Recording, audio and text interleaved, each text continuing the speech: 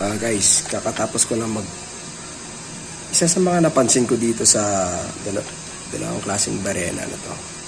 Napansin ko to nung gumagawa ko ng yung pintuan namin. Isa sa napansin, ito ay fake DeWalt na binili ko dati. At ito naman yung original Lotus brand. Ngayon, isa sa napansin ko dito sa fake DeWalt, pag tinrigger mo siya, agad-agad yung rotation. Unlike dito sa original, makokontrol mo yung ikot. Depende sa diin mo.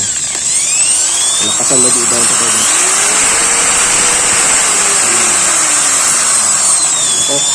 Kaya makontrol. Depende sa piga. Unlike dito, kahit pigain mo lang ng konti. Hindi po ito original, fake DeWalt po ito na nabili sa Shopee. Nabili ko sa online ngayon.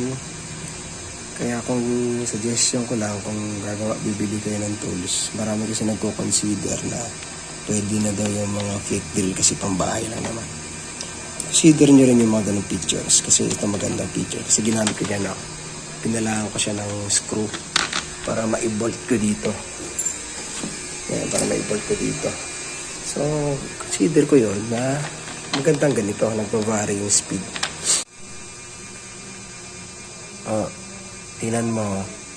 Dahil ginamitan ko ng ganitong barena, itong epekto. Sira. Yan lang guys, thank you.